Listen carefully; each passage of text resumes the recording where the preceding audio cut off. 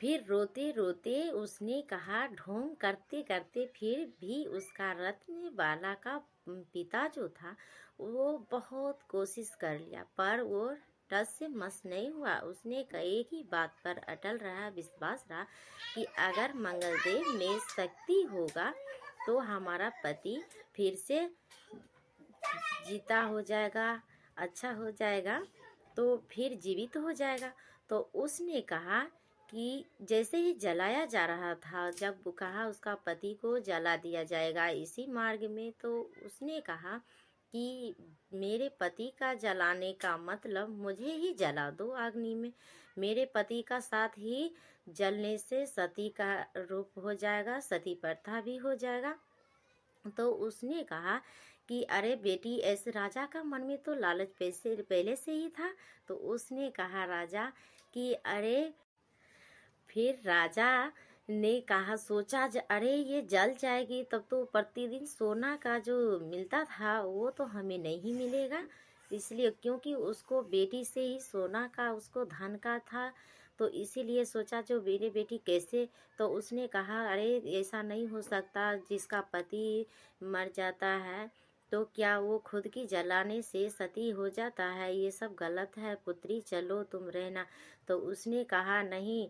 तो फिर मंगलदेव का वो पुकारने लगा, क्या जो मुझ में कौन सी पाप, कौन सी भूल, कौन सी ऐसा त्रुटि हो गई जिससे मेरे पति का वध हो गया, शादी से होते ही मेरा पति क्यों वध हो गया।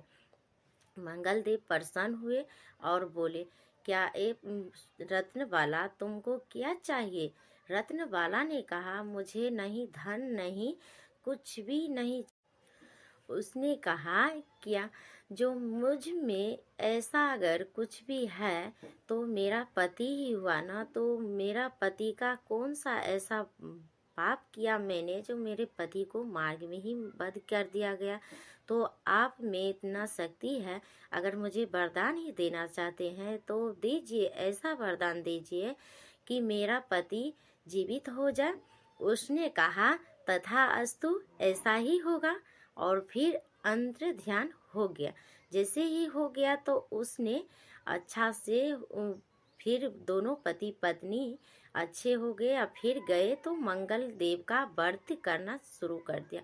जैसे व्रत किया वैसे वैसे उसको बहुत अच्छा घर परिवार सुख शांति समृद्धि होते गया, धीरे धीरे बहुत अच्छा होते गया। तो ये कहानी और ये कथा मंगलदेव। जय जय सिया राम। तो आप सभी को मैं ये कहना चाहती थी कि आप सभी क्या मंगल व्रत करते हैं? तो मंगल व्रत के बारे में मैं कुछ बताना चाहती हूँ, तो आप सभी को अगर अच्छा लगते हैं तो मैं ज़रूर सुनाती हूँ, तो सुनिए। जैसे कि मंगल व्रत 3 तरह का होता है, तो तीनों तरह में जैसे कि किसी ने जैसे पूरा दिन व्रत रहता है, शाम को चावल दाल सब्जी ये सब यूज कर लेते हैं। और एक ऐसा व्रत है जो 12 महीना करना पड़ता है, मतलब ब्रह्मचर्य उसे कहते हैं ये ठेठी भाषा में। तो उस तरह का हो गया। उसमें भी पूरा दिन भूखा प्यासा निहार रहना पड़ता है। और उसके बाद वो भोजन बनाते हैं, मतलब मीठा कुछ भी बना ले।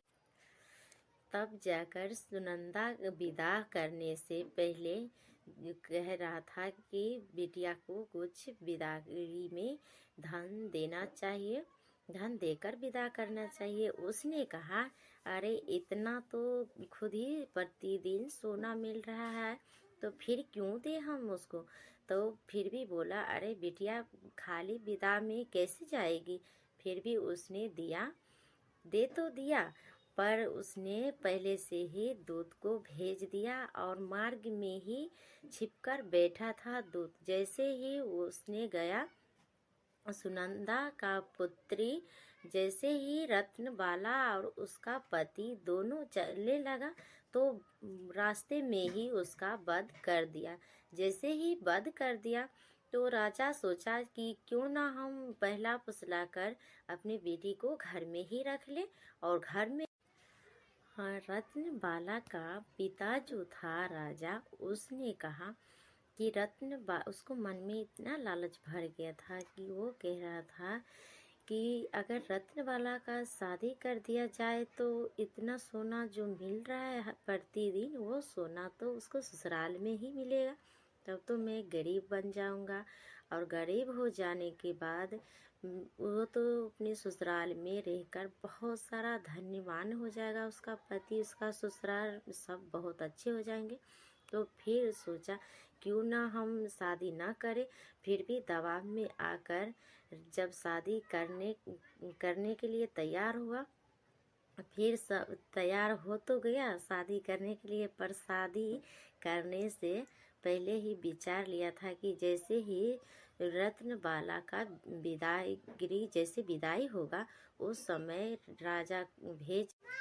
हाँ, तो मैं क्या कहने वाली थी कि रत्नबाला एक ऐसा पुत्री उसको वरदान में मिला था, मतलब वरदान दिया सुनंदा को कि तुम्हें मंगल देव जो वरदान दिया था, जो तुम्हें एक पुत्री होगा, उसका नाम होगा रत्नबाला। जैसे ही रत्नबाला जन्म लेगी, उसको प्रतिदिन सोना ही अष्टंगा, मतलब सोना ही उसको प्रतिदिन मिलेगा।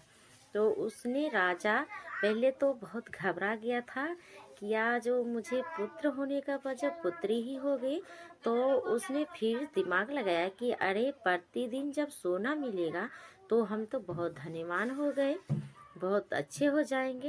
तो उसको बहुत इधर उधर होते होते जब शादी का लायक हो गया रत्नबाला, तो उसने कहा उसका माँ जो, अरे शादी कर देना चाहिए रत्नबाला को।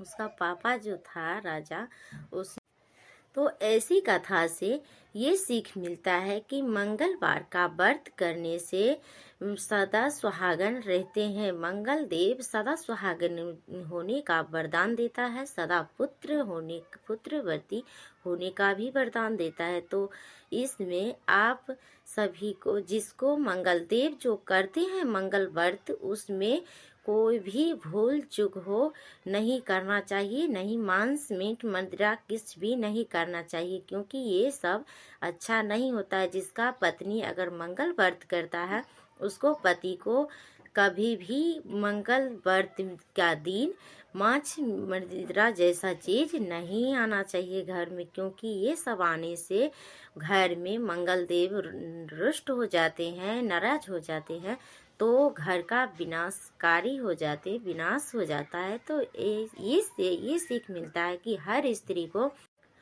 और फिर जैसे तैसे करके उसने ऐसा बात समझाकर कहा। उसने सुनंदा का पुत्री जो था रत्नबाला, उसने कहा कि मैं नहीं जाऊंगी ससुराल और नहीं जाऊंगी मैके। जैसे उसका पिता ने कहा कि तेरा तो घर उजड़ गया पुत्री, और तेरा तो कुछ भी नहीं बचा है, तो फिर तू कहाँ जाएगी, कहाँ रहेगी, क्या करेगी। फिर सुनंदा का पुत्री ने कहा कि अरे पापा, मैं कहीं नहीं जाने वाले, क्योंकि आप तो राजा है न, तो फिर मुझे दूत क्यों मार दिया रास्ते में, मेरा पति को क्यों वध कर दिया। उसने कहा राजा, अरे कोई होगा मार्ग में, बहुत लुटेरा होता है, उसी ने तेरा पति का वध किया है।